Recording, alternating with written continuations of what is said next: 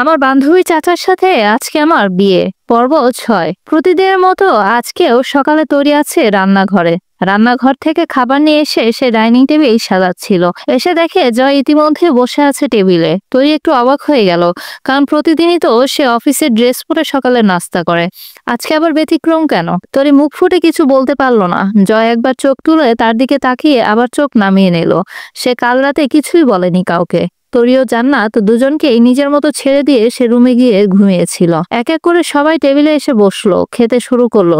ঠিক তখনই জয় বলে উঠলো, তুমি বসো। তরি একবার নাজমা চৌধুরীর দিকে তাকিয়ে জয়ের দিকে ফিরে বলল, আমি পরে খাবো। জয় তার কথা শেষ হওয়ার আগেই একটু উচ্চ স্বরে বলে উঠলো, আমি তোমাকে বসতে বলেছি, আর তুমি এখানে সেখানে তাকাচ্ছ কেন? বসো। তরির পুরো শরীর কেঁপে উঠলো। সবাই চমকে তাকালো জয়ের দিকে, শুধু জান্নাত ছাড়া। সে নিজের মতো চুপচাপ খেয়ে যাচ্ছে একটু পরে। সাইফুল চৌধুরী একটু বিরক্ত গলায় বললেন, সামান্য বিষয় নিয়ে এত রাগ দেখাচ্ছ কেন? ছোট মানুষটা তো ভয় পাবে। বৌমা, তুমি বসে পড়ো। কয়েকদিন ধরে দেখছি তুমি আমাদের সঙ্গে খাও না কেন? আমরা সবাই একসাথেই তো খাই। তরি মৃদু স্বরে বলল, আসলে আব্বা, আমি তো পরে খেয়ে নেই। জয় সঙ্গে সঙ্গে বলে উঠলো, বেশি কথা না বলে দ্রুত খেয়ে নাও, সবার সঙ্গে আমার কিছু কথা আছে। তরি আর কিছু না বলে চুপচাপ বসে খেতে লাগলো। খাওয়া শেষ করে সবাই ডাইনিং রুমে বসে রইল। কিছুক্ষণ পর সাইফুল চৌধুরী বললেন, জয় কি বলবে দ্রুত বলো, আমার অফিসে যেতে হবে। জয় ঠান্ডা গলায় বলল, একদিন অফিসে একটু দেরি করে গেলে মহাভারত অশুদ্ধ হয়ে যাবে না বাবা? সে তাকালো জান্নাতের দিকে, দেখে জান্নাত সোফায় বসে বাবার হাঁটুতে মাথা রেখে আছে। জয় জানে কোথায় কি প্রশ্ন করলে উত্তর পাওয়া যাবে, তাই সরাসরি জান্নাতকে জিজ্ঞাসা করলো, জান্নাত মা, কি হয়েছে তোমার? মন খারাপ কেন? কয়েকদিন ধরে দেখছি কথা বলো না, মন মরা হয়ে আছো। কেউ কিছু বলছে তোমাকে? বলো তো দেখি। বলেই জয় বাঁকা চোখে তাকালো মায়ের দিকে। নাজমা চৌধুরী নিজের মতো বসেছিলেন, কেবল জান্নাতের দিকে তাকিয়েছিলেন নরম চোখে। জয় ধীর স্বরে বললেন, আসলে বাবা দেখো না, জান্নাতের কয়েকদিন ধরে মনটা খুবই খারাপ, সেই কারণেই তো আমাদের সবাইকে বসতে বললাম, দেখি কি হয়েছে ওর। বলে পাশে থাকা তরির দিকে তাকালেন জয়। তরি চমকে উঠে জয়ের দিকে তাকালো। দুজনের চোখাচোখি হলো। জয় মাথা ঘুরিয়ে জান্নাতের দিকে তাকালো। সে একইভাবে বাবার হাঁটুর উপর মাথা রেখে বসে আছে। জয় নরম গলায় আবার বলল, কি হলো মা? আমি তো ওকে জিজ্ঞাসা করছি, চাচুকে বলবে না? এক এক করে সবাই জানতে চাইলো জান্নাতের কি হয়েছে। হঠাৎই জান্নাত কান্না ভেজা কণ্ঠে বাবার দিকে তাকিয়ে বলল, বাবা, আমার আম্মুকে খুব প্রয়োজন ছিল বাবা। কথাটা তীরের মতো বিঁধল জাহিদ চৌধুরীর বুকে। প্রতিদিনই তো তিনি মনে মনে স্মরণ করেন তার প্রিয় স্ত্রীর কথা, কিন্তু আজ মেয়ের মুখে কথাটা শুনে যেন বুকটা হু হু করে উঠল। তিনি শান্ত গলায় বললেন, কেন মা, তোমার বাবা কি তোমাকে ভালোবাসে না? জান্নাত মাথা নেড়ে বলল, তোমরা সবাই আমাকে ভালোবাসো।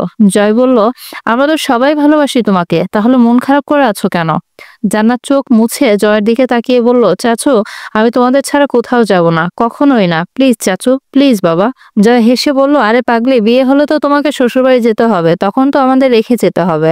জান্নাত হঠাৎ কান্না ভেজা গলায় বলে উঠলো, না চাচু, আমি যাব না, আমার ভয় করে। তরিকে সবাই যেভাবে বলে আমাকে তো সেভাবেই বলবে, আমারও তো মা নেই।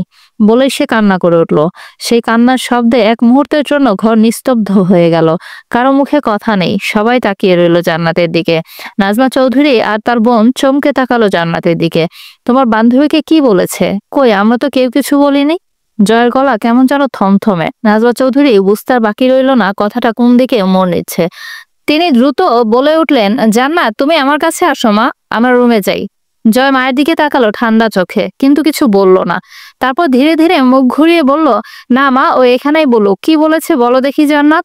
জান্নাত এতটাই সরল যে সে বুঝতেই পারেনি তার কথাগুলো পরবর্তীতে কত বড় ঝড় ডেকে আনতে পারে। শিশুসুলভ ভঙ্গিতে সে বলতে শুরু করলো, চাচু, যেদিন পিপি এলো সে আমার সঙ্গে দেখা করতে এসেছিল, আমরা গল্প করছিলাম। সে বলল আমার বান্ধবীকে খুব পছন্দ করেছে, পুতুলের মতো মেয়ে একদম। আমি খুশিতে তরিকে বলতে গিয়েছিলাম, কিন্তু যেই না গেলাম দিয়ে দেখি দাদি, মা আর তার বোন তরিকে কথা শোনাচ্ছে। সবাই নিঃশব্দে তাকিয়ে আছে ছোট জান্নাতের মুখের দিকে। ওর চোখে কেমন আতঙ্কের ছায়া, ওর কণ্ঠ কাঁপছে, তবু সে থামে না। তারা বলতেছিল, তরি যেন সবার সঙ্গে এক টেবিলে না খায়, আবার তোমার সঙ্গে যেন কম কথা বলে, রাতে যেন আমার ঘরেই থাকে, তোমাদের আশেপাশে না ঘোরে। ওর মতো ছোট লোক মেয়ে এ বাড়িতে একদম মানায় না, ওর কোনো শিক্ষা নেই, ওর কোনো ভদ্রতা নেই। তরির মুখ নিস্তেজ হয়ে গেছে। নাজমা চৌধুরীর মুখও কেমন যেন বিবর্ণ হয়ে গেল। জয়ের গাল শক্ত হয়ে আছে। জান্নাত বলতেই থাকে, তুমি তো এই কয়েকদিন খুব ব্যস্ত ছিলে, এরা সুযোগ নিয়ে তরিকে নিয়ে সব কাজ করায়। ফরিদা খালাকে আসতে দেয়নি, বলেছে তরি অনেক লোভী। দাদিমার বোন তো সরাসরি বলল, এই মেয়েটা যেন কম করে খায়, খাওয়ার জন্যই নাকি এই বাড়িতে এসেছে। এখানে এসে জান্নাতের গলাটা ভারী হয়ে আসে, তার চোখ বেয়ে টুকটুক করে জল পড়ছে। পিপি তো প্রাইভেট কোচিং নিয়ে বিজি থাকে, আমি কলেজে গিয়েছিলাম, ফিরে এসে দেখি তোরই একা একা রান্নাঘরে সব কাজ করছে। আমি দাদিকে বললে উনি বলেন, বাড়ির বউ মানুষ, এগুলো কাজ করতেই হয়। তারপর আমাকেও রুমে পাঠিয়ে দেন। সবাই চুপ, একমাত্র জয়ের নিঃশ্বাসের শব্দই যেন ঘর ভরিয়ে তুলছে। জান্নাত আবার বলল, কাল রাতে তো আরো খারাপ হয়েছে চাচু।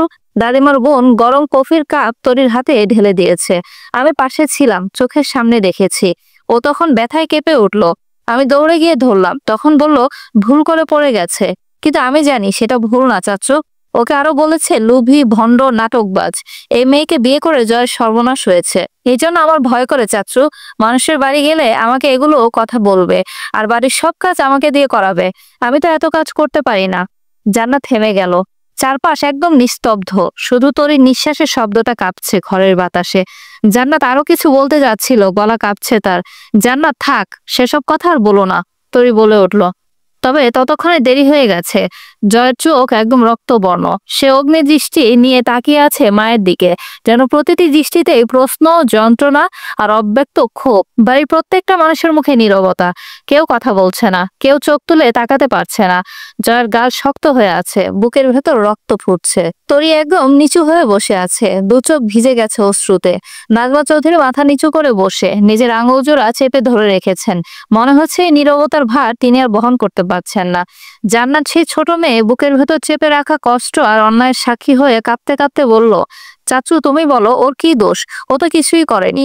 জয়ের বুকের ভেতরটা হঠাৎ কেমন ঝাঁপিয়ে উঠল, চোখ বন্ধ করলো এক মুহূর্তের জন্য। মনে হলো এই বাড়ির দেওয়াল গুলো যেন আজ তার বিরুদ্ধে সাক্ষ্য দিচ্ছে। যে বাড়িকে সে নিজের ঘর বলতো, সেই ঘরে আজ তরির মতো নির্দোষ একটা মেয়েকে শুধু হেয় করা হয়েছে, শুধু তার নামের সঙ্গে জড়িয়ে অপমান ছিটানো হয়েছে। ঘরের বাতাসটা একদম ভারী হয়ে উঠল, নীরবতা যেন শ্বাসরুদ্ধ করা অন্ধকারের রূপ নিল। আম্মু, তোমার যদি তরিকে মেনে নিতে এত সমস্যা হয়, তাহলে আমি একটা সিদ্ধান্ত নিয়েছি। আমি তরিকে নিয়ে আলাদা থাকবো। মাঝে মধ্যে তোমাদের সাথে দেখা করতে আসবো, কিন্তু আমার সংসার নিয়ে কেউ আর কোনো কথা তুলবে না। আজকের মধ্যে তুমি ঠিক করে জানাবে, আমার বউ যদি এই বাড়িতে থাকে, তোমার বোন যেন বিকেলের মধ্যে এখান থেকে চলে যায়। আমি এখন ঠান্ডা মাথায় কথা বলছি, মানে আমি একদম সিরিয়াস কথা বলছি। আর একটা কথা মনে রেখো, আমার বউকে কেউ তার বাড়ি নিয়ে একটাও কথা বলবে না। বাবা বুঝে নিও বাকিটা। জয় একটু থেমে জান্নাতের দিকে তাকিয়ে কোমল গলায় বলল, জান্নাত মা, তোমাকে আমরা এমন কোনো জায়গায় বিয়ে দেব না যেখানে অযথা ঝামেলা থাকবে। তুমি নিশ্চিন্ত থাকো, ভয় পেও না। তারপর জিনি আর জান্নাতের দিকে তাকিয়ে দৃঢ় গলায় বলল, তোমরা দুইজন রেডি হয়ে থাকো, কাল সকালে আমরা একটা জায়গায় যাব। লাগেজ গুছিয়ে রেখো। কোথায় যাব সেটা এখনই বলছি না, সারপ্রাইজ। এই বলে জয় তরির হাত শক্ত করে ধরে রুমের দিকে চলে গেল। তার চোয়ালগুলো শক্ত, চোখে রাগ আর স্নেহের মিশ্রণ আগুন। একজন পুরুষের দৃঢ় সিদ্ধান্ত যেন পুরো বাড়িটাকে একদম নিঃশব্দ করে দিল। আসসালামু আলাইকুম, কেমন আছেন সবাই? আশা করছি সবাই অনেক ভালো আছেন। আপনাদেরকে অনেক অনেক ধন্যবাদ। আপনারা খুবই ধৈর্য ধরে আমার গল্পগুলো এতক্ষণ ধরে শুনছেন। আপনাদের সুন্দর সুন্দর কমেন্টস গুলো আমাকে অনেক বেশি অনুপ্রাণিত করে। আমি আজকে বিকেলে মোমো খেয়েছি। আপনারা আজকে বিকেলে কি কি খেলেন আমার সাথে অবশ্যই শেয়ার করবেন। আর কে কোথা থেকে আমার ভিডিওটা দেখছেন সেটা শেয়ার করতে কিন্তু একদম ভুলবেন না। নিজের খেয়াল রাখতে ভুলবেন না। আর আপনারা যদি আমাকে ইউটিউবে দেখতে চান, তাহলে ইউটিউবের লিঙ্কটা আমার পেজে ডেসক্রিপশন বক্সে দেওয়া আছে, আপনারা সেখান থেকে দেখতে পারেন। আর আপনারা যদি চান এই গল্পটার আরো পড়ব, আপনাদের সাথে শেয়ার করব, তাহলে অবশ্যই সেটা আমাকে কমেন্টের মাধ্যমে আপনারা জানাবেন। আর আপনারা কিরকম ঘটনা আমার কাছ থেকে শুনতে চাচ্ছেন, কিরকম গল্পগুলো আমার কাছে শুনতে চাচ্ছেন, সেটা অবশ্যই আপনাদের মতামত জানাবেন, কারণ আপনাদের মতামত অনেক বেশি গুরুত্বপূর্ণ। আপনারা যারা আমাকে পজিটিভ মতামত করেন তাদেরকে অনেক ধন্যবাদ, আর যারা নেগেটিভ মতামত করেন তাদেরকেও অনেক ধন্যবাদ। আর যারা নিষ্ক্রিয় দর্শক হয়ে চুপচাপ দেখেন, কোনো মন্তব্য করেন না, তাদেরকে অনেক বেশি ধন্যবাদ। সবাই ভালো থাকবেন।